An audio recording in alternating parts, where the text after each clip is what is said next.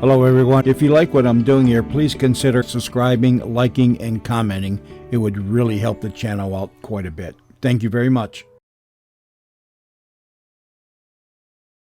Now, from the makers of Cold Water Omo... The two men who were waiting in the corridor late at night were both in uniform. Roy Casper, fresh-faced and rugged, about 30 years of age, is an army lieutenant. Dan Fletcher, sitting alongside him, a young naval officer. You next? That's right. Well, how do you think you're going to stand up to it? Well, I'm pretty confident. I've passed everything so far. And you? I don't know. I reckon I'm all right. It was at that point that the door at the end of the passage opened. All right, take this one away.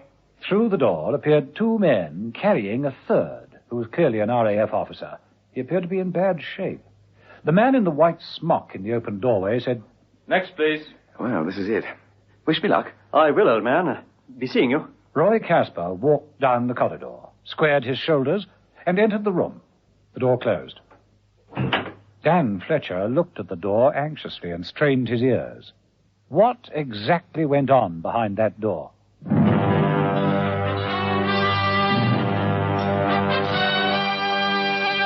The Avengers.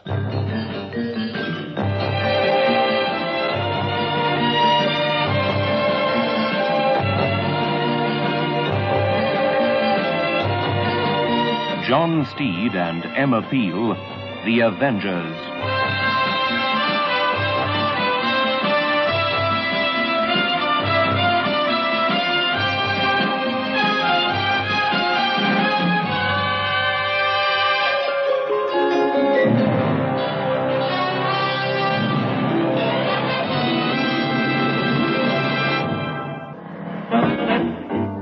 Episode 1 of this story, in which John Steed and Emma Peel are told of a serious security leak and realize that this will be a case of interrogation. The telephone was the old-fashioned type, fixed against a wooden panel. The mouthpiece jutted out into the corridor. The receiver, with its long, twisted cord, hung in the clasp alongside. John Steed walked over to it, removed the receiver, and dialed a number. There was no call sound. Instead, the whole panel began to swing round. Steed entered the opening and replaced the receiver.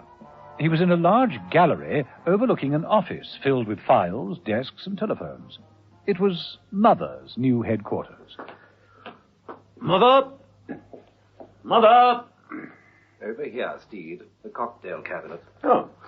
Bit early for mixing martinis, isn't it? I grew impatient waiting for you. I knew the moment I started to slice the lemon you would appear. You will join me? No, of course. I always like to start the day well. No olives.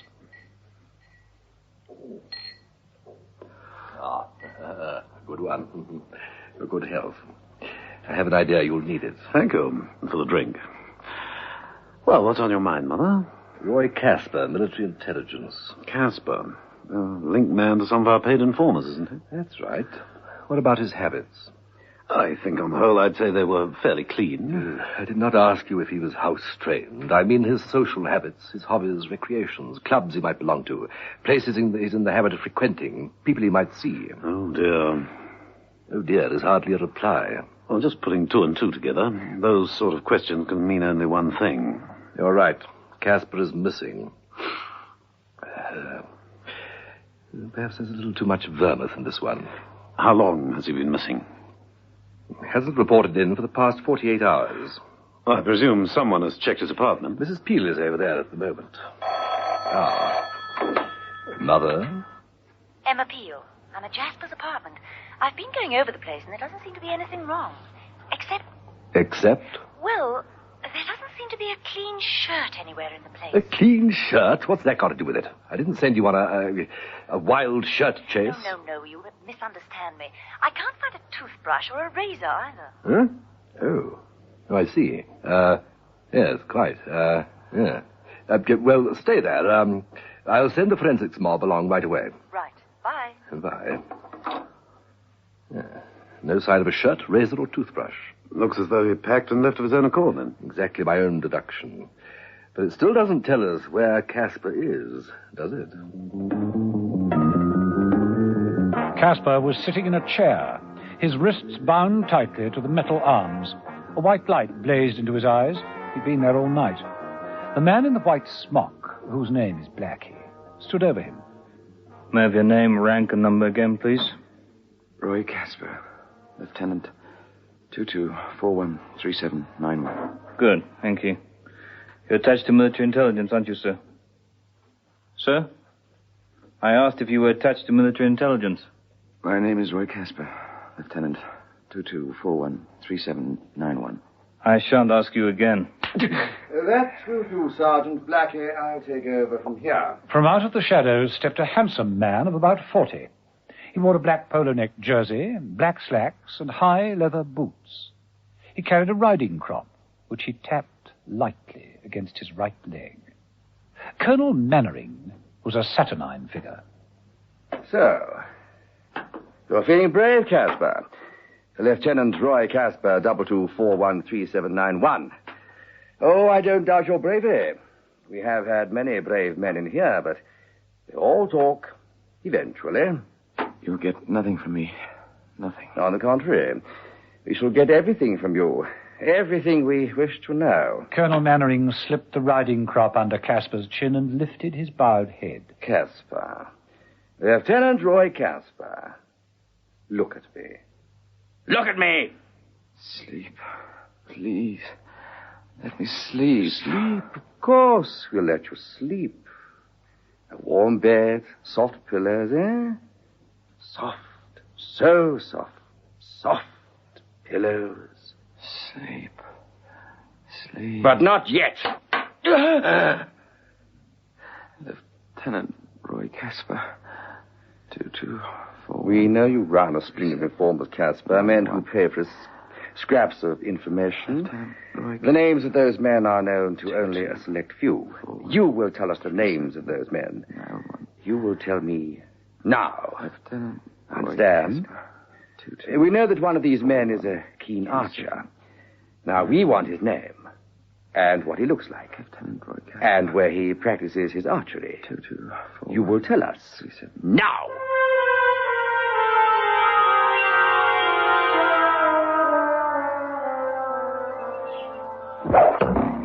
Right on target, Wilson. Another bull. Congratulations. Thank you. I'll collect my arrows, then you show me how the shoot really should be conducted. Of course. It was you who challenged me, you know. But of course. Once I was told that James Wilson was the best archer in this district, I had to find out just how good. Well, I hope you're impressed. Extremely impressed. But it doesn't mean I can't win, of course. Of course not. I use a rather deadly arrow, actually. It flies like this. Ah!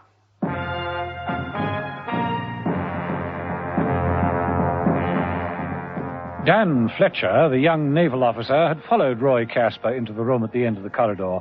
For him, this was also the testing time.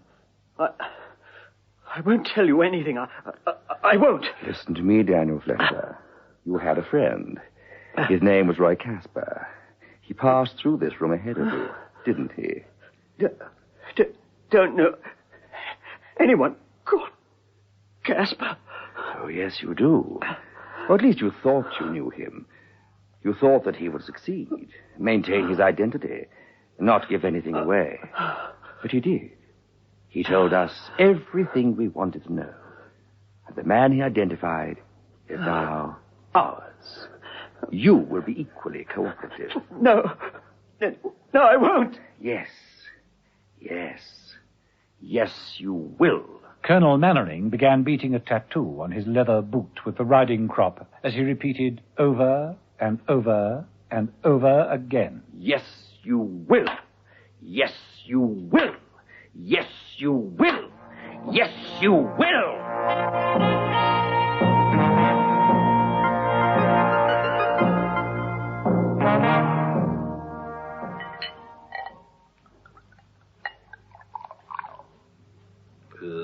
Just as I thought, this wine doesn't travel at all well.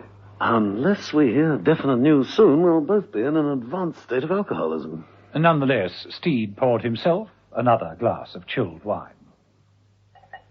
This is the trouble with being the kingpin, Steed. Too much waiting about for other people to mess things up. You mean you'd rather be out there messing it up yourself? Mother? Hello? Yes, yes. What? When? Right. Keep me informed. Casper talked. What?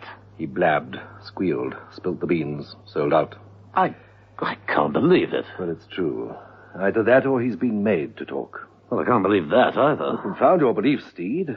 One of Casper's undercover informers has just been uncovered and killed. Wilson. Who else? Huh? What do you mean, who else? Well, who else could Casper have betrayed? He only had one other undercover agent. Who? That's most secret, utterly restricted information. Was. It isn't now if Casper's talking. Yes, you're right, of course. Well, come on, Mother, tell me his name. It's Izzy Pound. Clever agent. Uses a fairground as his cover, Battersea Park. His name is Izzy Pound and his incredible marching sound. A one-man band. I've often thought I have a great deal in common with that man.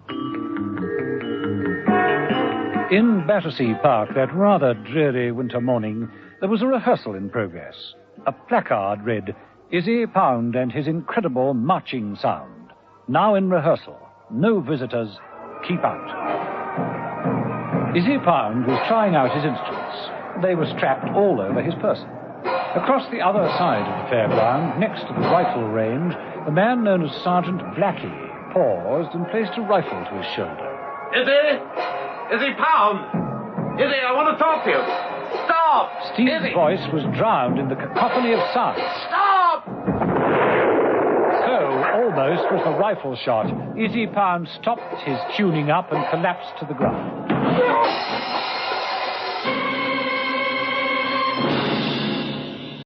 In Battersea Park, that rather dreary winter morning, there was a rehearsal in progress. A placard read, Izzy Pound and his incredible marching sound. Izzy Pound was a one-man band. The placard was very definite. It said, rehearsal on, no visitors, keep out. Izzy Pound was trying out his instruments. They were strapped all over his person. Across the opposite side of the fairground, near to the rifle range, was a man known as Sergeant Blackie.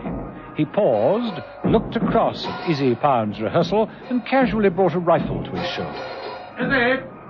Izzy Pound! I want to talk to you, Izzy! John Steed shouted, but his voice was lost in the cacophony of sound. Stop! So almost was the rifle shot. Izzy Pound stopped his tuning up and collapsed to the ground.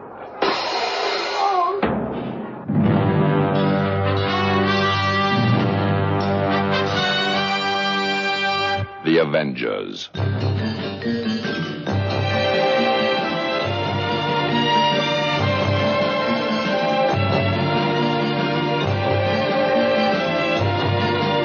John Steed and Emma Peel, The Avengers.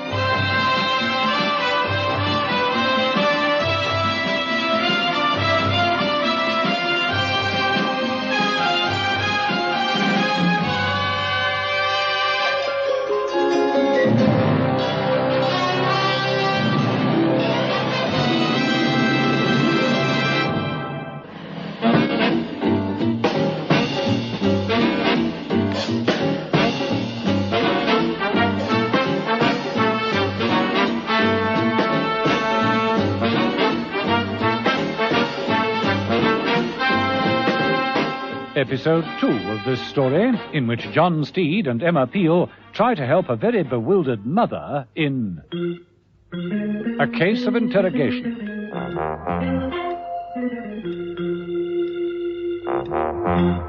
The young army lieutenant, Roy Casper, was missing from his home. No one knew where he was or why he had left without reporting. Casper was one of the youngest and most responsible agents in military intelligence. He was known as a link man, in charge of negotiations with paid informers. Link men stayed in touch with their headquarters every day, and the very fact that Casper had not reported was a sign that all was not well. Mother had got Emma Peel to search Casper's apartment, but there was nothing to be gained from this except to notice that several things were missing. articles of clothing and shaving stuff that indicated that Caspar had gone away as though on holiday. Then a body had been found, the body of a man called Wilson, one of Caspar's informers. It looked as though Caspar must have betrayed him. Mother put Steed onto another of Caspar's men, Izzy Pound, the one-man band. Steed rushed across the fairground, but Izzy was lying in a heap, his instruments scattered around his body. Izzy Pound. No, take it easy, Izzy. Take it easy. I'll soon get you out of here. Just tuning up, trying out my instruments. Nothing wrong in that, is there? No, of course not. Now, just relax. Did you see who shot at you? No, there's a rifle range over there, but the guns aren't intended to kill. Let me have a look at you. Shot between my cymbals. A cruel fate. You'll be all right. Now, tell me, Izzy, when did you last see Roy Caspar? Never. I never heard of him. There's no need to cover up, Izzy. No, this is important. Wilson is dead. Killed at archery practice. There's been a leakage. All undercover agents are in danger, and the one person who's responsible must be Roy Caspar. Now, tell me honestly, do you know where he is? No. I haven't seen him for 2 days. I was to meet him. When? Where? This afternoon, in the bar. The Green Pheasant Oxen. Right. No, I've got to get you away from here to a place where they can't get at you. Now, don't worry. I'll see you're all right. But Izzy Pound shook his head slowly. He knew better.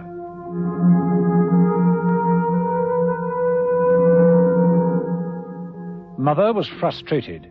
He wheeled himself up and down in his new headquarters, picking up phones and barking into them. There had been no news for several hours, and Mother was never a patient man. Mother? Mother, Steed here. At last. What have you to report? Bad news. They got Izzy Pound. What? No, it's just too late. Pound and his incredible marching sound are no more. It looks to me as though they got at Caspar, found out all they wanted to know, and finished him also. Right. Get over to Caspar's apartment, pick up Mrs. Peel, and report back here. Right. It seems that everything leads to a dead end. Or a dead man.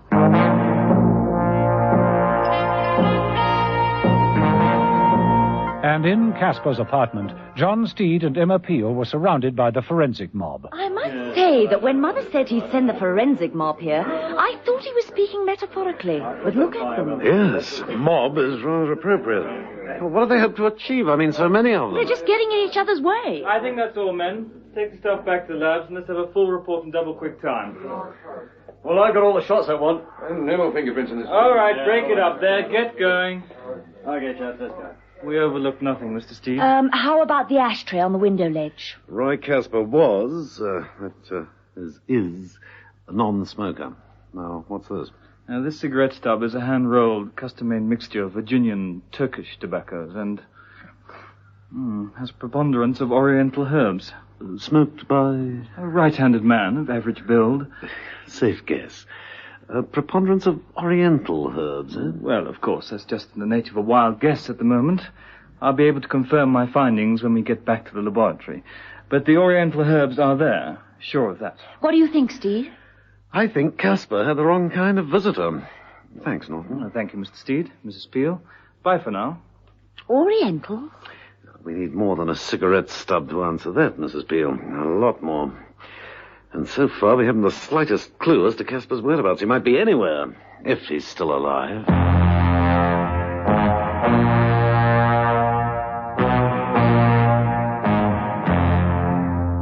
I think we must presume that Caspar is dead. Well, it is the most logical assumption. And yet... Yes, Mrs. Peel? Yet I've got a strange feeling he isn't. Well, at least we haven't found his body. Caspar only had 2 pieces of information of any real value to the enemy. And both of those pieces are now dead. Precisely. So Caspar has outlived his usefulness to them. Whoever them might be. Absolutely. Dangerous to deal in absolutes. What do you mean? Well, what happened to Caspar? Was he grabbed or did he go voluntarily? What happened in that apartment of his? What happened to make him pack shirts, razor, toothbrush, and disappear? I mean, if he was grabbed, this wouldn't have happened. There was no signs of a struggle, so we must assume that he went of his own accord. And you are hoping he is going to come back of his own accord. I think that highly unlikely, Steed. The point is, where do we go from here? Well, Steed? Oh, that's easy. Let me take you to luncheon, Mrs. Peel, at the Green Pheasant in Oxon. Ready?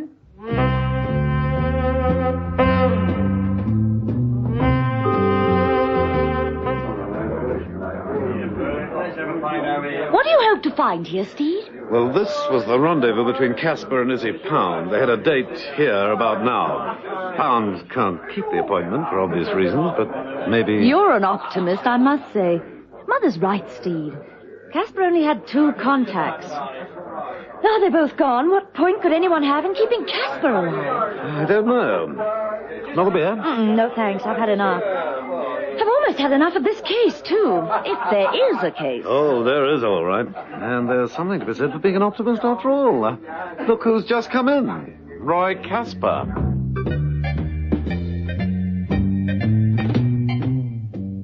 A rather bewildered Roy Casper was taken firmly by the shoulder and propelled outside before he could even order himself a drink. Steed and Mrs. Peel were in no mood for talk. Having got Casper back, they took him straight to Mother. All right, Casper, let's go through it again. I've told you everything a dozen times. Nevertheless, we'd like to hear it again. Now, you took a few days off? Yes. Without informing the department? No. I mean, yes. I mean, I didn't think. Oh, come, Casper. You've been out of training school 6 years now. You know the rules. I didn't think. To think is the first rule to learn. I wasn't on any special assignment. I took a few days off, took my car and toured around. Where? We want names and places, Casper. Where did you go? The South Coast. Where on the South Coast? Everywhere. Anywhere. I stayed at pubs most of the time. Names and places. We want to help you, Casper. I toured around, that's all. Just toured. What about your head? Plaster on your forehead. Did you knock your head on a low beam in one of those pubs? Nasty. And nasty bruises you've got on your neck, too. I fell down. Where? Names, places? I can't remember. You're confusing me. On the contrary, Casper, you are confusing us. Right. Let's go over it all again. Just a moment, Steve. Give him a few moments to collect his senses. And perhaps you'd care for a drink, eh, Casper? Buck you up a bit, eh? Thank you, Mother. Fancy interrogation techniques are all very well, but personally, I think there's nothing makes a man crack faster. Not a crashing hangover. Right, go ahead, Mother. Oh, Mrs. Peel, may I pour you a drink also? Thank you, Steve. Mrs. Peel, Casper trained with a chap named Minnow. Very close friends. Might be able to help us break him. Go and fetch him. Minnow? Charles Minnow. A sprat to catch a mackerel and a minnow to catch, well, who knows? Leave it to me.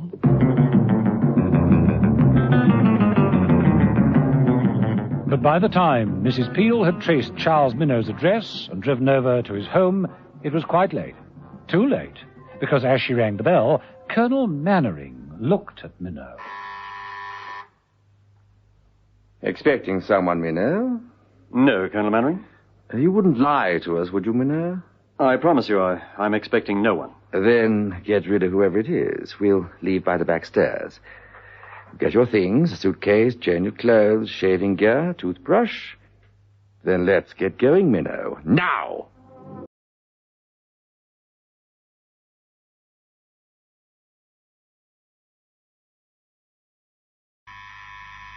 In the apartment of Charles Minnow, Colonel Mannering, dressed in his customary black, brought his riding crop down lightly on Minnow's shoulder. Expecting someone, Minnow? No, Colonel. I promise you I'm expecting no one. Better answer it. We're leaving. Now. Very well. Minnow moved swiftly to the intercom switch, connected to the front door. Yes, who is it? Charles Minnow, this is Emma Peel. I'd like to see you right away. So you've just got out of the bath and haven't dressed. Oh, Mrs. Peel, I'm afraid you've caught me undressed. I've just got out of the bath. Can you give me a few minutes? I'll wait. Right. Be down as soon as I can. Come along, then, Minnow. Let's get moving. The back service stairs. All right. Oh, just a minute. What is it? I almost forgot something. My toothbrush.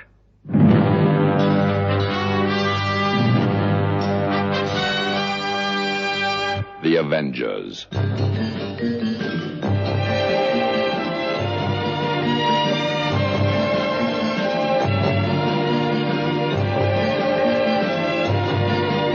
John Steed and Emma Peel, The Avengers.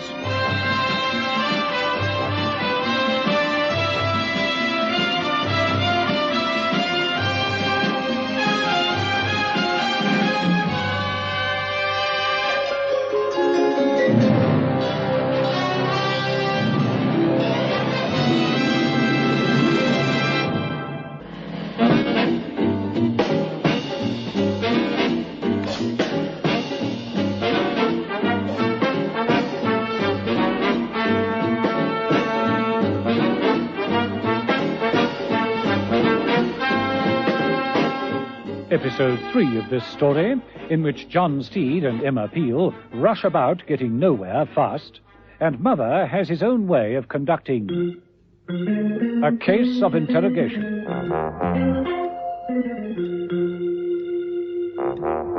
Two men were dead. Two link men who were very valuable to the ministry in passing on bought information. Mother was worried. The leakage of information which resulted in the two deaths could only have come from the young Army Lieutenant Roy Casper. At first, John Steed had thought Casper had also been killed, but he'd been picked up at the Green Pheasant pub, innocently going to keep an appointment. Back at Mother's headquarters, they'd failed to get an explanation from him. In an effort to break the story that he'd just taken a few days off, Steed sent Mrs. Peel to pick up Charles Minnow, one of Casper's best friends. But Minnow was being picked up first. The interrogation of Casper would have to take place without his help. Right, come along then, Casper. Let's go through it again.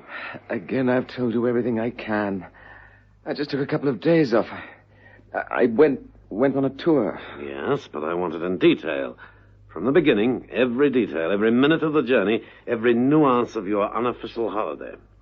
Now, you decided to take a few days off. Yes. You drove away from your home on your own. Yes. And your first stop was Salisbury.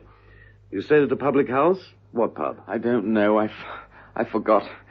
Oh, for pity's sake, can't you see I'm tired of questions, always questions. The past few days I've had enough. Yes, Casper, the past few days, what? You had enough questions? The past few days are what we are interested in, Casper. Questions from whom, Casper? Concerning what? Look, what's this all about anyway? You've been interrogating me for hours now, and you won't tell me what it's all about. Try to make me drunk, you won't let me go home. I've got a right to know what this means, haven't I? A right? Yes, I suppose you have. All right, Steed, show him. Silently, John Steed moved to the door, opened it, and wheeled in another bath chair similar to that in which Mother sat. The chair was covered with a white cloth. Steed took the edge. Does this answer your question? As he spoke, he whipped the cloth away. The body of Izzy Pound, with some of his musical instruments still attached to his clothing, fell to the floor. Izzy Pound? It's a trick. Take his wrist. Take it. Feel his flesh. That's dead flesh. But nobody knew about him. Nobody except... Me and you, Casper. Me and you. You can't think... You think I... Casper, you were missing for 3 days. Now, where were you? I can't tell you. Can't? Someone got some sort of hold over you, is that it? They're holding a friend or a relative hostage. No, nothing like that. I can't tell you. Not yet. Give me time to think, please. Please. Steed looked at Mother. Mother gave a hardly perceptible nod. Very well, Casper. Take all the time you want. You sleep on it. Come back and see us tomorrow, and we'll talk about it then. Tomorrow? That's right. Or the day after. No hurry. I can go home? That's right, Casper. Good night. Good night. Steed and Mother smiled as the bewildered and exhausted young man left them. After he'd gone... It's the best way. Oh, definitely. I might have remained here all night waiting for him to crack. As you say, he's been got at by someone. He turned up at the Green Pheasant to meet Pound, and he was genuinely shocked at seeing the body. Give him a few minutes' start. I'd say about now. Yes, I'll get after him. He's frightened, all right, and he'll lead us straight to them.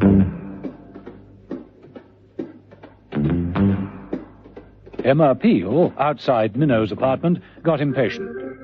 She took a small vanity case out of her handbag and snapped it open. Inside was a variety of gadgets, all suitable for picking the locks of doors. A few minutes later, she was inside, climbed the stairs, and broke into Minnow's rooms. It only took a moment to realize what had happened. She phoned Mother. Mother? Mother speaking. What news, Mrs. Peel? I'm at Minnow's place, and I don't like it. You mean the color of the walls, or the furniture not to your taste? I mean, I don't like the situation.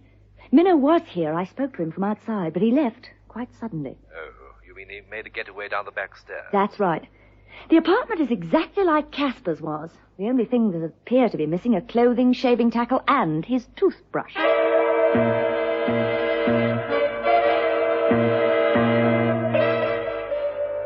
John Steed had parked his car outside Casper's block of flats. He looked up at the lighted windows and waited. The next light to go would almost surely be Casper's. But Roy Casper avoided the main rooms and went straight to the kitchen at the back of his apartment. There, he bent down near the sink and picked up a wicker basket. He placed it on the kitchen table and opened it. There. Come along, my pretty one. Come along. He held the pigeon very tenderly and moved quickly to the kitchen window, throwing it open. Casper leaned out of the window and released the pigeon. Its wings flapped loudly. It took to the air above the chimney tops and vanished into the night.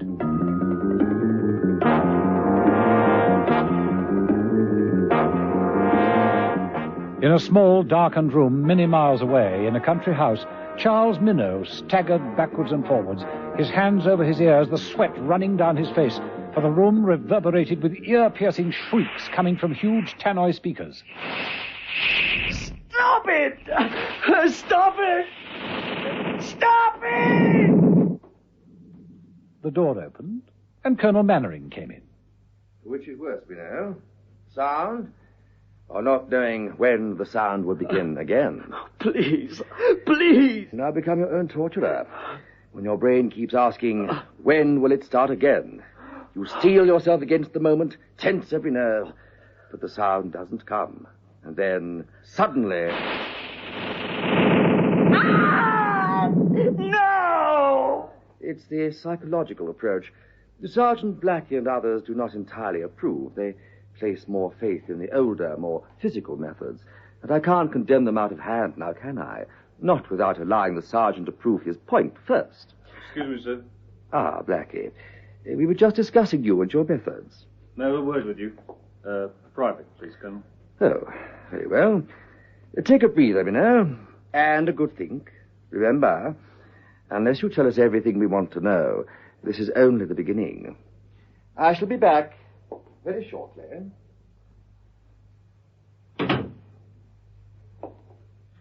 Well, Blackie, what is it? I think you ought to see this, sir. Blackie opened his enormous hands. There was the pigeon. When did it arrive? A few minutes ago, sir. It's Casper's pigeon, isn't it? Roy Casper? That's right. Trouble. You'd better get back to town at once. I'll allow you an hour to then phone him. We can't allow this to continue, Blackie. Of course not. You want me to... With your customary skill, yes.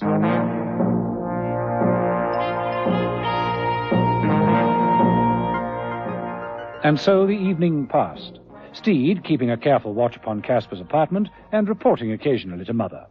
All quiet on the Casper front at the moment, Mother. Good. Don't want to keep you up all night, Steed. But sometime that boy is going to get in touch with them. I know.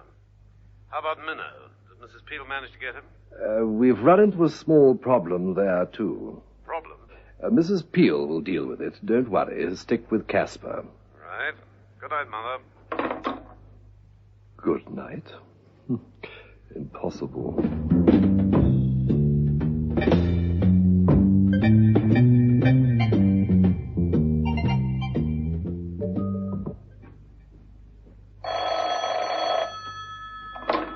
Roy Casper speaking. Casper, Colonel Mannering here. Message received. Oh, thank goodness you've called, Colonel. Everything's gone wrong. A contact's been murdered and I've been held and interrogated. They think it's me. I've been questioned for hours and I didn't know how much to tell them. I don't know what to do. Calm down, Lieutenant Casper. That's an order. They didn't get anything out of you. You were paid by orders exactly. Exactly. I didn't tell them anything about you or the organization. Then there's nothing to worry about. You've done a splendid job. I'll contact the proper authorities right away. I'll clear you absolutely. There'll be no more questions. Now listen. But while Colonel Mannering was reassuring Casper, a figure was creeping silently up the fire escape outside. It was Sergeant Blackie, and in his right hand he held a revolver. Mother was right. The night wasn't going to be a good one.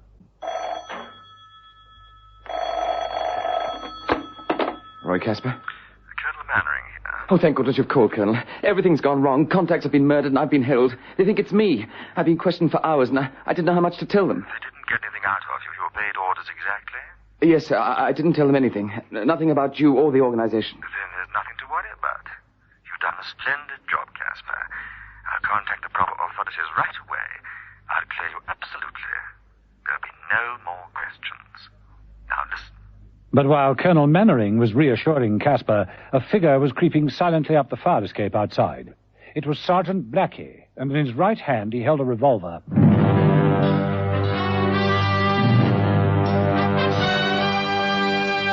The Avengers.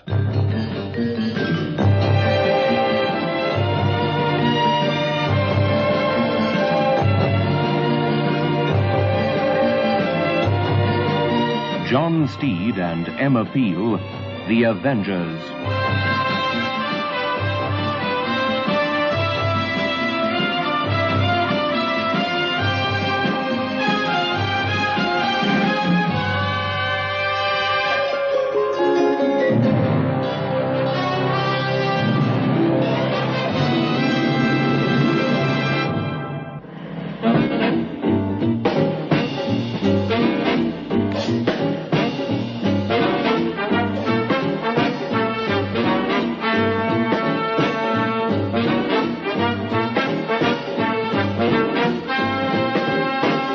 Episode 4 of this story, in which John Steed finds himself at a dead end, and the balloon goes up for Emma Peel in what is clearly a case of interrogation.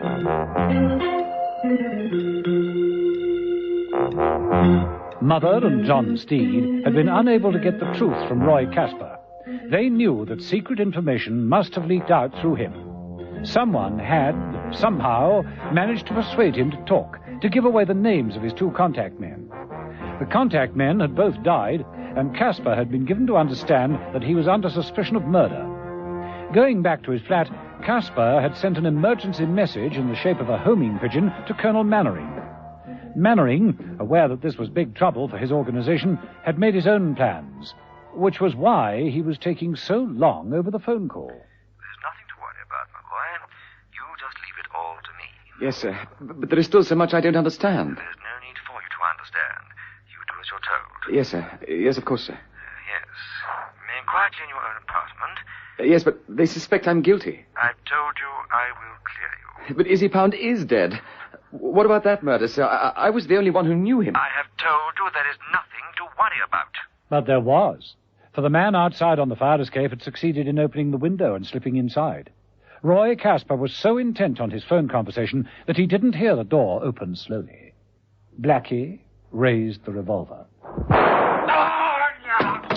On the other end of the line, the colonel heard the shot and the crash as Caspar, dead before he reached the floor, fell heavily across the telephone, taking it with him.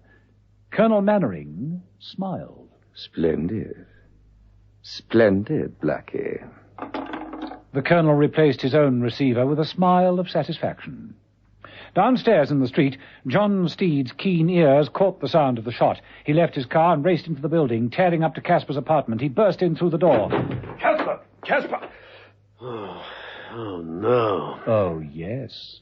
The body lay sprawled amongst the upturned table and telephone, a vase of flowers spilt water mixing with the blood on the carpet, and next to Caspar's right hand was an ugly, black-snouted revolver. It looked as though Roy Caspar, riddled with guilt by his own actions, had taken the easy way out.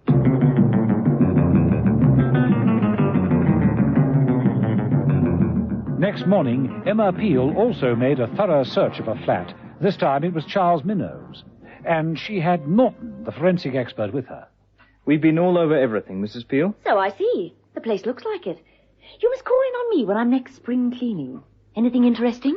This, a cigarette end, very similar to the one we found in Roy Caspar's flat when he disappeared. Hand-rolled, custom-made, mixture of Virginian and Turkish tobaccos. With a preponderance of Oriental herbs, right?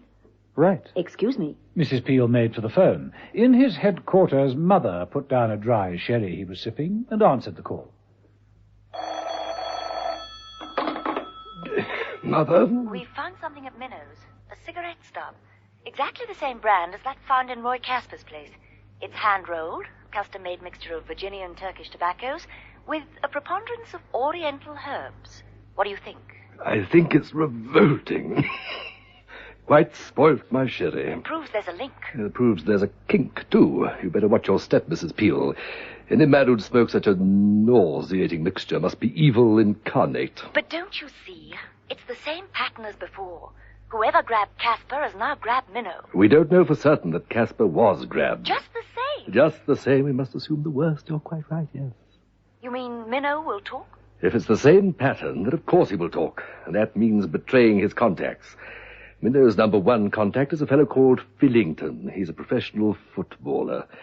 You better get to him and tip him off. This is one game in which he really will have to keep his eye on the ball.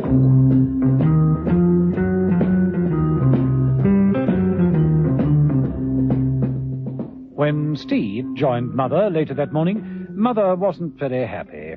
He was even less happy when he heard of Casper's death the night before. He couldn't be deader. He was shot in an attempt to make it look like suicide. It wasn't, of course. I suppose it could have been. No, it just looks like it. Casper was told to go away and think things over. Izzy Pound's death really shook him. Now, I swear he would have come clean sooner or later. Now, that's why they wiped him out. They? Who are they? Yes, well, that's just the point, isn't it? Who are they? Mrs. Peel rang up. Minnow's missing. Mrs. Peel has found evidence to suggest there's been a similar snatch. It might be a complete repeat performance. Mrs. Peel's on her way to warn Fillington. He's Minnow's number one contact. Well, let's hope it's not a repeat performance. Let's hope Fillington's still alive and kicking. Fillington was alive and kicking. He was in a grassy field near his home, booting the ball against a tree. 46, 47... Mrs. Peel, at the wheel of her sports car, was driving the roads around the area searching for Fillington. She saw him and screamed to a stop. Fillington missed the tree. The football rolled towards a small clump of bushes. Fillington made after it, just as Mrs. Peel drew up. As Fillington approached the bushes, the snout of a rifle pushed its way through the leaves. Fillington picked up the ball and started hitting it. Mrs. Peel yelled from the near road. Fillington spun round. His head hit the ball just as the bullet hit his head.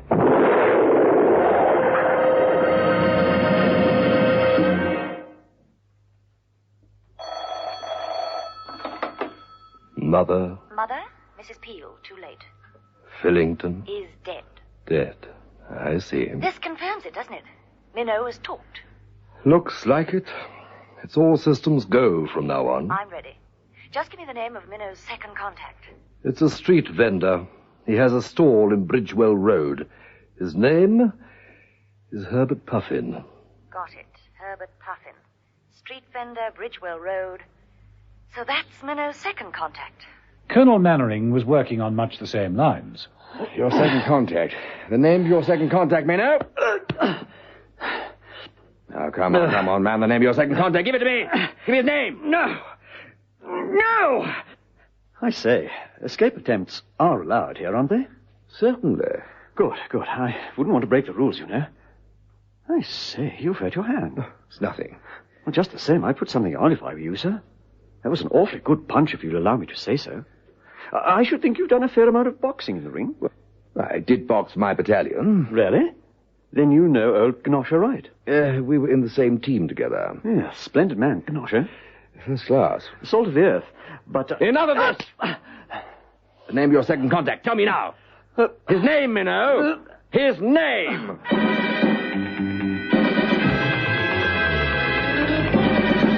Bridgewell Road is nearly always busy. On the day Mrs. Peel called, it was unusually so. She searched for the street vendor, Herbert Puffin, and eventually found his stall. A sign above it read, H. Puffin, balloon for every occasion. H. Puffin was occupied blowing up balloons from a small cylinder of gas. Balloons on various lengths of string bobbed all around him. Mr. Puffin! Mr. Puffin! Yeah. Mr. Puffin, you're in great danger. Danger? A gentle, silly old man, balloon seller like me. How could I possibly be in danger? Look, I'm Emma Peel. Mother sent me here. Look, my identification. The old man peered at the card Emma Peel held out. His manner changed. So did his accent. Mother sent you, huh? What's the problem? Minnow, there's been a leak. His first contact's dead. We think you're known. If so, they'll be after you too. Oh, thanks for the warning. Perhaps I'd better pack and get... Down! Down! As old Puffin and Emma Peel dropped for cover behind the stall, balloons began to burst around them. Bullets sang out. He's got us a bit pinned down, I'm afraid. Yes, let's counterattack. Set these balloons free and burst a few of the others. Blackie, the assassin, moved to the back of the stall. People in the street laughed as the balloons exploded. Mrs. Peel was waiting for Blackie. She jumped him. Ah! Oh! The gun dropped to the pavement. Old Puffin grabbed it. Mrs. Peel was thrown. Blackie staggered back, picked up the sharp scissors Puffin had been using to cut his string, and plunged forward, using them as a dagger. He drew his arm back, ready to stab, when... Puffin stood amongst the wreckage of his stall, the revolver in his hand. Funny. I'm so old, and yet that's the first man I've ever killed. A bit pinned down, I'm afraid, Mrs. Peel. Yes, Mr. Puffin, but let's counterattack. Set these balloons you were selling free and burst a few others. As the balloons floated up from the old street vendor's stall, Blackie, the assassin, worked his way to the back of the stall. The people in the street laughed at the balloons bursting. Mrs. Peel didn't laugh. She waited for Blackie and jumped him. The gun dropped to the pavement. Old Puffin grabbed it. Mrs. Peel was thrown. Blackie staggered back, picked up the sharp scissors Puffin had been using to cut the string of his balloons, and plunged forward to stab Mrs. Peel when... Puffin stood amongst the wreckage of his stall, the revolver in his hand. Funny. I'm so old, and yet that's the first time I've ever killed.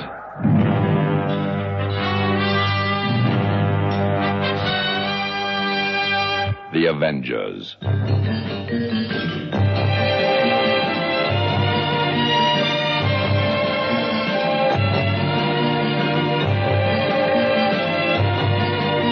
John Steed and Emma Peel, The Avengers.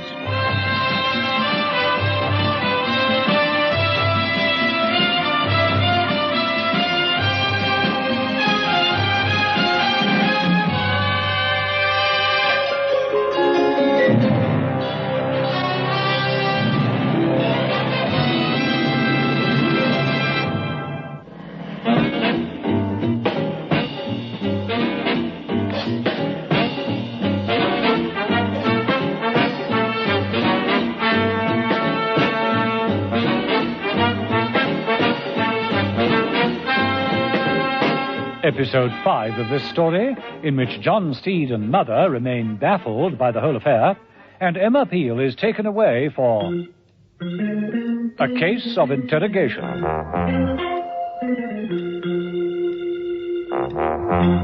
Two young agents, Casper and Minnow, had disappeared mysteriously, and subsequently their contact men had been killed. It was clear that there had been a serious security leak. Wilson and Izzy Pound, Casper's two contact men, had met untimely deaths, and later, faced with these facts, Casper himself had been shot. Charles Minnow's first contact, Fillington, had also died, and Mrs. Peel had forced Mother to tell her the name of the second contact, who was surely in grave danger. The second contact had turned out to be old Herbert Puffin, and this time Mrs. Peel had been lucky. In the struggle in Bridgewell Street, she'd narrowly escaped death. The assassin, Blackie, had been killed. Mrs. Peel was grateful and frustrated. A dead man is a dead end, Steve. Yes, see what you mean. He can't lead us to whoever he was working for. That's right. Still, it has proved quite a few things. That Minnow must have talked. Yes. Well, what's happened to old Puffin? Well, the balloon went up in every sense. He folded his stall up and disappeared in double-quick time. I don't think he'll be around for some time. Oh, I've no doubt he'll make the contact when things have cooled off. Meanwhile, a full report to Mother. Any idea who the would-be assassin is? New to me. The boys at headquarters will run a complete check on the body. They may come up with something. I wonder what our chances are of picking up Minnow. Slight. I'm not so sure. After Casper's two contacts had been killed, he turned up as though nothing had happened. Minnow could do the same. Well, not once they realize we've killed that man. Could be that he arranged all the other deaths. If we've knocked him out, then they may silence Minnow once and for all. He has no more contact. Could be. Oh, well, let's think of the inner man and not the link man. Lunch, Mrs. Peel?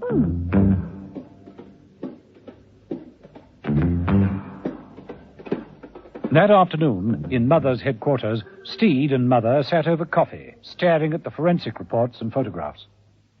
Well, this is a pretty kettle of fish. Report is clear enough. Accurate description of the man, fingerprints, photographs. We don't know him. No one does. No police record, nothing. Even I don't know him, and I pride myself on knowing everyone. Yes, he's a new fellow, all right. The whole thing is new, the entire situation. There must be a new organization working. This is dangerous. And baffling. We haven't got a clue on him. Anonymous. Like that chap in the photograph. What the devil? Someone wants to join us. Well, I'm not expecting anyone. The concealed door at the top of the gallery started to swing inwards. Someone outside had known the correct number to dial in order to enter Mother's headquarters. Not many people had that privilege. Minnow's the last link. If only we could find Minnow. Someone looking for me? Minnow! Well, I was just on my way home, but I thought I'd better pop in just in case something urgent had cropped up. I don't believe it. Well, then, what's been happening in the jolly old world of intrigue, eh? Mother looked at Steed. Steed looked at Mother. And they both looked towards the liquor cabinet. Have a drink, Minnow. Jolly decent of you, Mother. A large one, Mother. A very large one, Steed.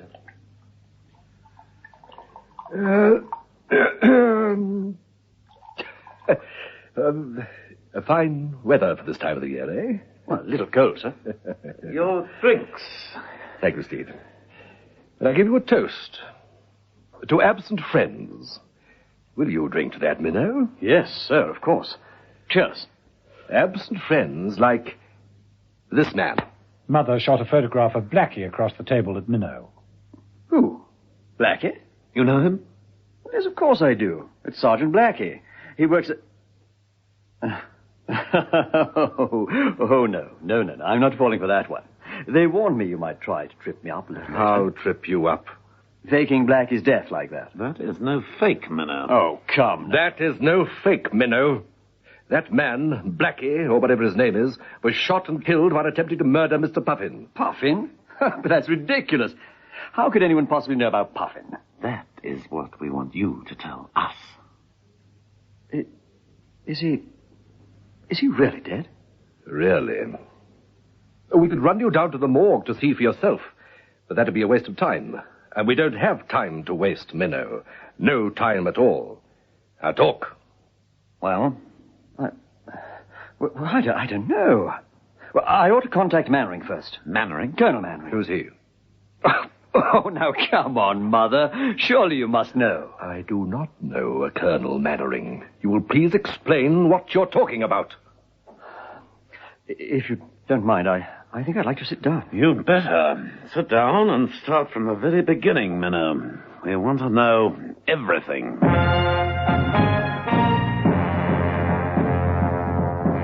Mrs. Peel was taking a quiet rest, her feet up and a harmless novel on her lap, when the doorbell rang. Oh, coming! Yes? Mrs. Peel, Mrs. Emma Peel. Yes? Colonel Mannering, Interdepartmental Security, Head of Oriental Military Studies, my identity cards. Mannering handed over an elaborate wallet.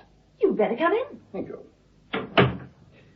I'd be obliged if you would give the identification papers more than just a cursory glance, Mrs. Peel.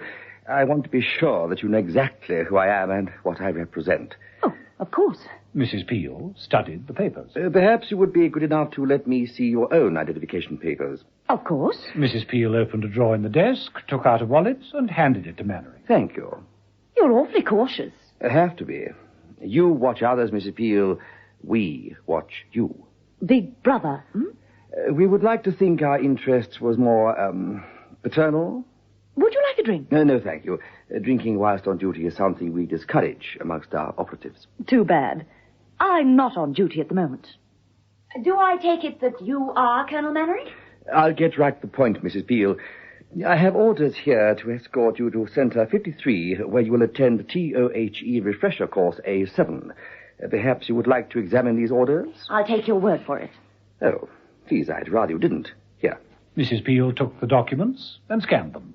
You'll see the course is covered under Secret Security Sealed Instructions number 47, subsection QR 9432. It says the course is to start immediately. As of this moment, yes. But I've been working full out on an assignment for the past 24 hours without a break. And you are tired? Very. Precisely why the course starts immediately, Mrs. Peel. When you are weary, when your endurance can be taxed to the limit. But the assignment I'm on hasn't finished yet. It has, as far as you are concerned. Naturally, you have a right to complain to a higher authority. Perhaps you might like to pick up that telephone and call Mother?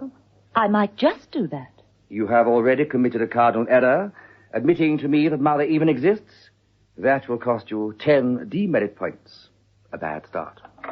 Mannering picked up the phone and placed it in Mrs. Peel's hand. Well, go ahead. Make the call.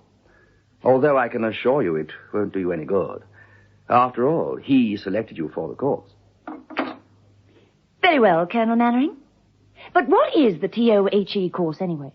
A test of human endurance.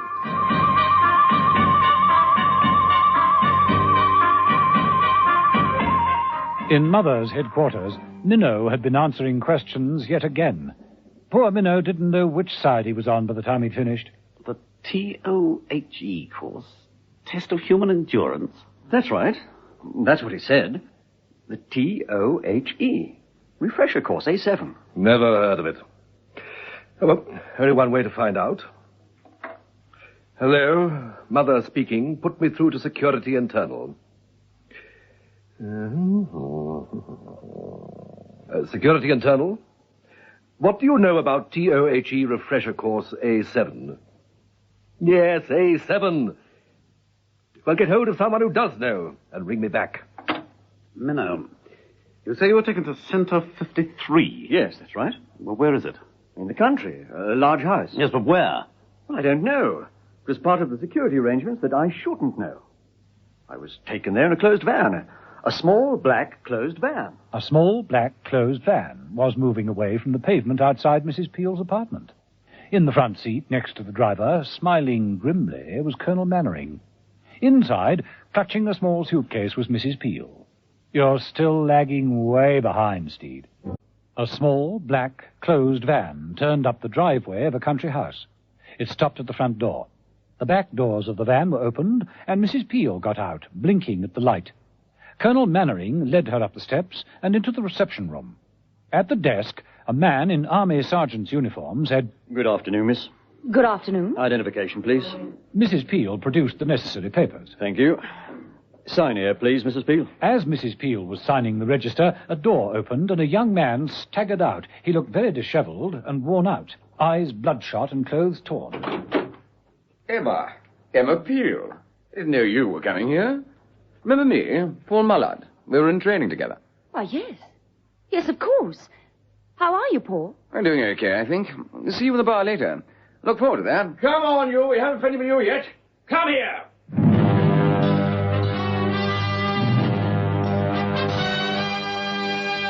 The Avengers.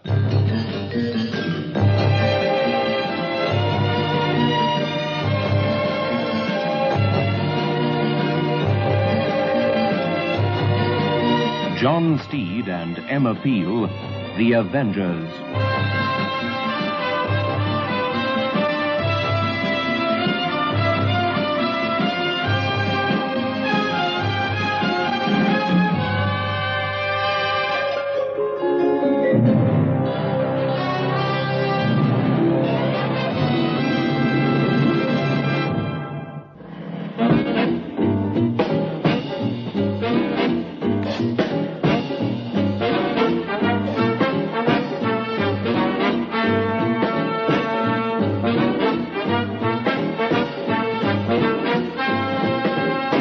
Episode 6 of this story, in which John Steed gets on the beam at last, and Emma Peel has her first experience in a case of interrogation.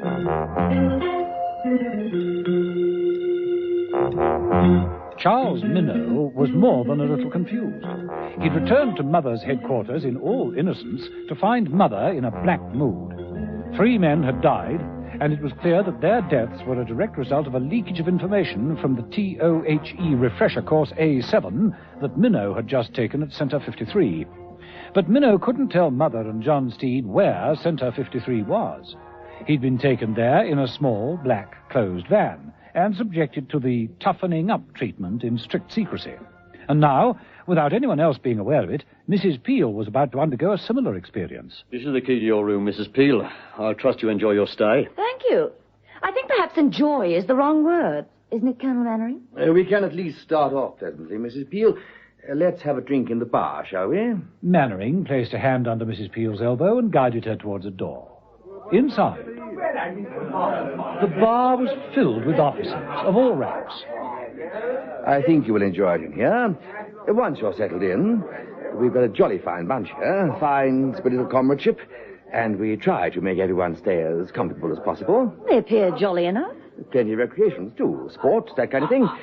I'm particularly concerned about the men's well-being. Afternoon, Johnson. Afternoon, sir. Johnson, an RAF man, grinned with a split lip and adjusted a piece of sticking plaster that covered a bruise on his forehead. Gentlemen, may I introduce Mrs. Emma Peel? This bar is sacrosanct. It's the only place in the whole building where you can relax, where you can switch off. But let me remind you, the course has begun. You may be taken from here and interrogated at any time. Any time at all.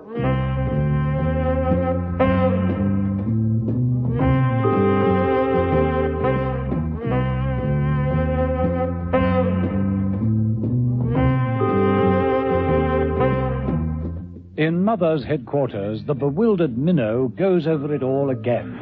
So, Minnow, the course was to test your breaking point, your reliance as an agent. Well, that's what Colonel Mannering said. He had papers to prove it. Yeah. Mother? Yes. Yes. Thank you. The course was A7 under the direction of Colonel Mannering. Yes, Mother, that's it. Doesn't exist. But surely... No course A7 and no Colonel Mannering. It's clever. You have to admit it's clever. Turning our own secret bureaucracy into a weapon. That's right. Tied us up with our own red tape, and it's so simple. Persuade our agents the course is genuine, get their full cooperation, and then interrogate them for as long as they like. Until they talk. But that isn't true. It isn't. I got a Class 1 pass mark. They interrogated me for hours, but I didn't talk. I didn't tell them a darn thing. I swear I didn't talk. You didn't? Well, then how the devil do they work it? How? Like this. Name, my lord. Give me the name. No. Yes, my lord. Yes. I want this name. Give me the name, my lord. The name. The name. The name. No.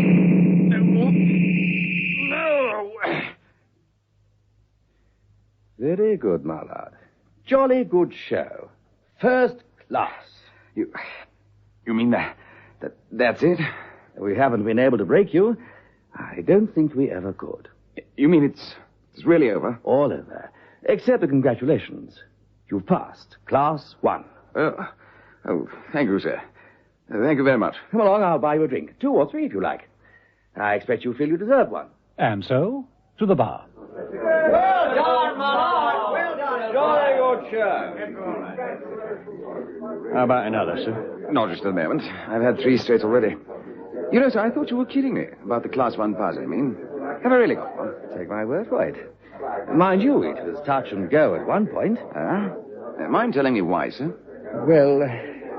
Well, I suppose it can't do any harm now that the whole thing's over. It was when we were questioning you about your contact in Hong Kong. I thought we had you a couple of times there, but you held out. Kept denying you had such a contact. That's good. Say again, please, Barker. Yes, sir. Mind you, the fact that you don't have a contact in Hong Kong must have helped. But I do, sir. No. Afraid, sir, huh? Well, you really did well then, didn't you? I didn't suspect you for one moment. You fooled us completely. Your drinks, gentlemen. Thank you. Cheers. Yes, you covered the whole thing brilliantly. Who is he, by the way? Someone I know? I doubt it, sir. Name's George Criddle. What? Oh, Georgie? The new name? Well, if he's the chap I'm thinking of. Oh, tall chap, glasses, fair, moustache. That's him. George Criddle. Tall, glasses, fair, moustache. Well, just imagine that. say, it'd be great to get in touch with him after all this time. Where can I reach him? Well, I usually contact him at the Thru Young Bar. George Criddle, the Thru Young Bar, Hong Kong. Must remember that, Mallard. Cheers.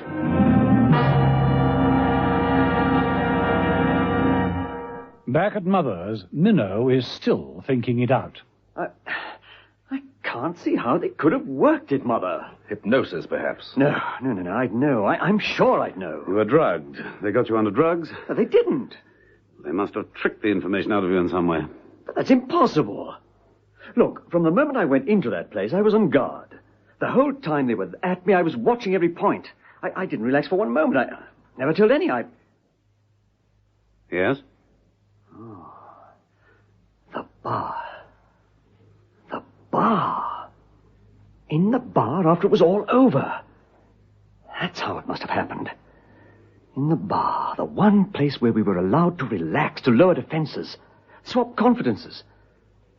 Oh, I'm sorry, Mother. Sorrow is a negative after-the-event emotion, Minnow. What we want now is positive thought. Attack. What do you suggest, Mother?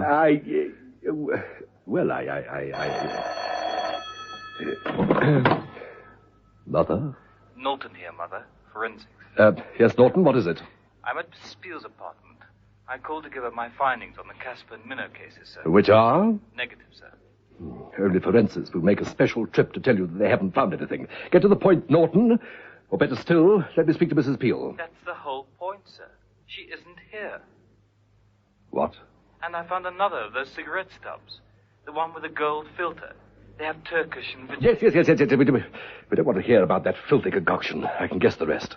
Some clothes are missing. That's right, sir. And don't tell me. And a toothbrush. That's all we need. Mother slammed the receiver back into its cradle and glared at Minnow. Mrs. Peel is taking a refresher course.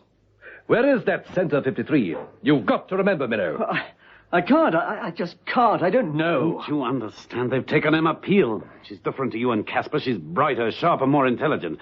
Now, they may fool her for a while. Their plan's clever enough to fool anyone for a while. But sooner or later, she's going to realize what's going on. And then she won't last 5 seconds. You were taken to a country house? Yes. A large house? Yes. Old or new? Old. How old? 50 years, 100. Think, Minnow, think. There must be something. Now, just a minute. Now, you thought we were tricking you with Blackie's death. You thought it was a test to make sure you wouldn't reveal the details of the course A7. Now, what if it all went wrong? What if you'd found yourself on trial for treason? What then? Then I'd contact Colonel Mannering, and he'd clear me. Of course. I have a pigeon, a homing pigeon. Well, I can release it. It goes straight to Center 53. Oh, come on, get that pigeon, and we may get Mrs. Peel and Colonel Mannering. Think, Minnow, think. There must be something. Now, just a minute, Mother. You thought we were tricking you with Blackie's death, didn't you, Minnow? That was the brief. Mannering said that the course didn't really finish when we left the center, that there'd be other tests. Unexpected tests, to make sure that you wouldn't reveal any details of course A7. But what if it all went wrong? What if you found yourself on trial for treason? Well, then I'd contact Colonel Mannering, and he'd clear me. Make sure that The pigeon. I have a pigeon, a homing pigeon. I can release it, and it'll go straight to Center 53. Colonel Mannering will then contact me within the hour. Within the hour? Well, it can't be too far away, then. As the crow flies. Now, get that pigeon, Minnow, and we may get Mrs. Peel and Colonel Mannering.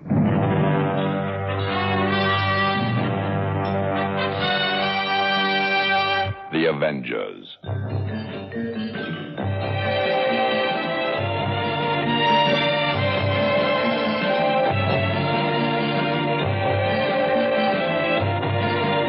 John Steed and Emma Peel, The Avengers.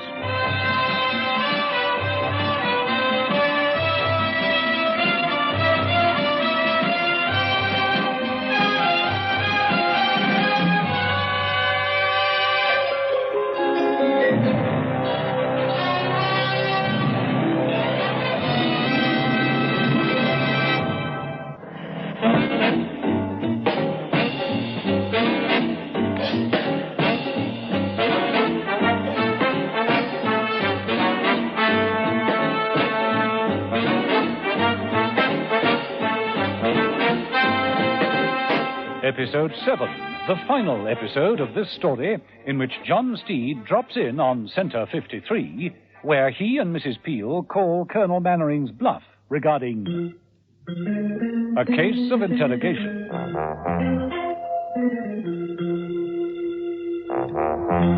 John Steed and Mother had managed to piece a few fragments of the case together. They now knew that there was an organization which was using their own red tape to gain information from various military secret agents. They knew this organization was run by a man called Colonel Mannering, and that his headquarters was an old house known as Centre 53. But no one knew where this house was, or how to get there, until Minnow remembered the pigeon. John Steed called for a helicopter immediately, and from a spare piece of ground near Minnow's apartment, prepared for action. Right. Release her on a sign from me, Minnow. Right. And the best of luck, sir. Okay, pilot. Start her up. Very good, Mr. Steed.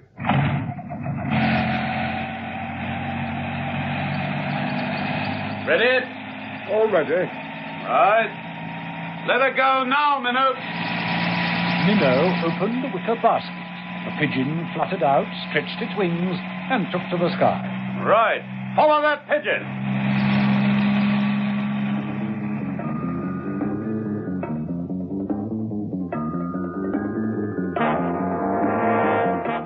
In the interrogation room at Centre 53, Colonel Mannering paced up and down, slapping his riding crop against a well-polished black boot. The door opened, and two burly officers pushed Mrs. Peel into the room. Manners make it man. Come in and sit down, Mrs. Peel. That's a little more polite. Thank you, Colonel. We'll begin with all you know about John Steed. Oh? You've got to be joking. Neither of us could have that amount of time. Colonel Mannering slammed his riding crop down hard on the table. You will take this interrogation seriously, Mrs. Peel. There will be no sleep, no food, no water until you cooperate. Oh, can't I even have a cigarette? One of those awful ones that are custom-made with Virginia and Turkish tobaccos and a preponderance of Oriental herbs. What? You're careless the way you leave them around, aren't you? I should have thought with your training you'd not have been so careless. Enough! You will talk. Tell me everything I want to know. Everything. Where is Steed at this moment? Where is he?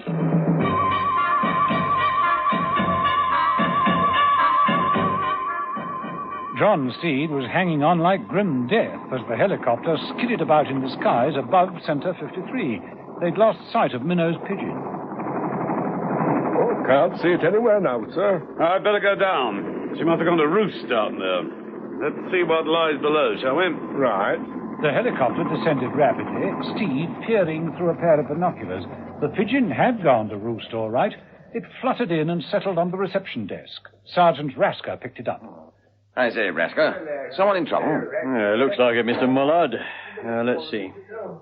Yes, this is Minnow's pigeon, isn't it? The colonel will have to be informed at once. The colonel was still busy with Mrs. Peel. She was undergoing that wretched sound treatment. The truth, Mrs. Peel, the truth about John Steed. He doesn't know himself. How should I know? I'm not my partner's keeper. I thought I've always told you never to interrupt an interrogation, Rasker. Sorry, sir, but this just arrived. It's Minnow's. I see. Right. One of you men take over here. Right, Colonel. Mannering left the room and marched angrily along the corridor. Well, it's Minnow's pigeon, all right, Colonel. That I can see for myself. And there's been a helicopter following it. What? Just reported landing in the grounds.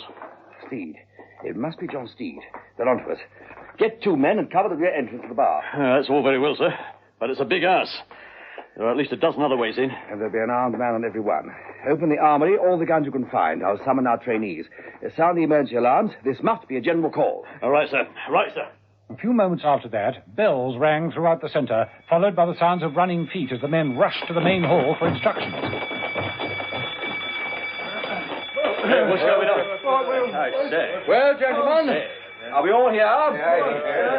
Where's Charlie? Oh, yes, he's good. Now, this is the nature of a surprise test.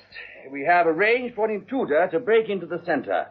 Your task will be to deploy and find him. We'll each be armed with a pistol. Pistols will be loaded with blanks, of course. Rasker, hand out the pistols. Yes, sir. When you find the intruder, you will shoot to kill. And there will be 10 merit points for the lucky man. Are there any questions? Yes, sir. Who's playing the intruder? A good friend of ours. He has just arrived by helicopter. You can't fail to recognize him. Bowler hat, impeccably dressed, carries an umbrella. Some of you may even know him. Steed. John Steed. Off you go then, chaps, and don't forget 10 points for the lucky man who kills him.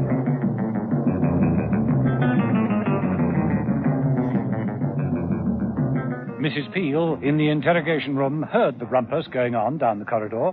She said to the officer guarding her, Shouldn't we go and join in? My orders were to see that you were remained here, alone. But those were alarm bells. This is an emergency. I really think we shouldn't be excluded. Let's go. Stay where you are. That's an order. Now don't get up or move. Oh, don't be such a silly soldier. That gun's not loaded. Oh, yes, it is. And I have no hesitation in firing it. Are you really serious? Of course. But this is a training center. This isn't for real, Just you know? stay where you are, or you'll find out. In that case, I think I shall have to accept your challenge. Mrs. Peel, who had been sitting calmly on a wooden chair, rose to her feet and, grasping the chair back, flung it at him. When the revolver went off, Mrs. Peel moved in quickly. The fight didn't last long. Mrs. Peel got a good hold and threw the guard across the room. Mrs. Peel opened the door and stole quietly up the passage, just as John Steed opened one of the windows at the back of the house. There was a guard in the room. Stay where you are! Don't move! Come out from behind the curtain. The guard advanced and bent down to see what had slumped to the floor. He drew the curtains apart. John Steed said, "Good afternoon," and hit him with the steel rim of his bowler. Then chaos began to reign. Mrs. Peel, coming up the passage, ran straight into Rasker. Here, Mrs. Peel, what are you doing on it? Sorry, got a thing against firearms today. Mrs. Peel did a splendid high kick and knocked Rasker's gun down the passage. A few moments later, Rasker followed it. John Steed, coming up the passage, stepped neatly over Rasker's body and picked up his gun just as Mullard and a crowd of other men raced up. Hands up, Steed! Steed obliged. I say, but we're supposed to kill him, aren't we? I saw him first. No, I did. Now, just a minute. Hold on. It's mine. It's 10 points for the kill, isn't it? Well, then, there are 5 of us here. Why don't we all shoot at once and claim 2 points each? I say, that's not a good idea. Yeah, right. All right, then. I think so. 1, 2, 3... No! Mrs. Peel dashed forward, did a great leaping roll over the group of officers, and landed in front of Steed. No! I say. Those guns are loaded with real bullets. Oh, come now, Emma. You just want the 10 points for yourself. Look, we've all been duped. This whole course is a fake. She's right, you know. Jolly good deal. Excellent. Testing their gullibility, eh? Trick 'em. See how they react to the persuasive tongue of the enemy, eh? Mannering is the enemy. I'm telling the truth. Is she? Don't forget there are 10 merit points at stake, gentlemen. Those guns are loaded with live ammunition. Please believe me. Very convincing, but not quite convincing enough. Eh, gentlemen? Might I make a suggestion? There's a simple way to see who's bluffing. You, Mullard, isn't it? Point your gun at Colonel Mannering and pull the trigger. I'll count to 3. 1, 2... All right. Why not? No. Don't shoot. Don't shoot. Mannering dived to the floor as the bullet crashed into a light. Steed stepped forward and hit Mannering hard on the back of the neck with his umbrella. Gentlemen, shall we adjourn to the bar? I need a drink. Don't you, Mrs. Peel?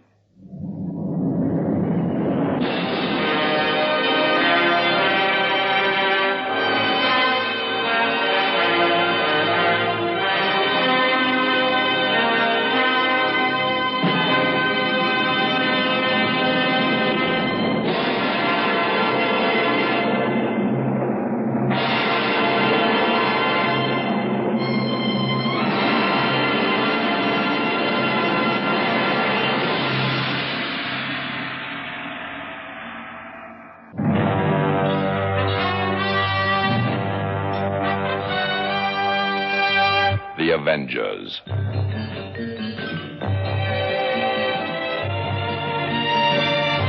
Listen every evening, Monday to Friday, to John Steed and Emma Peel, The Avengers. Brought to you by the makers of Cold Water Omo.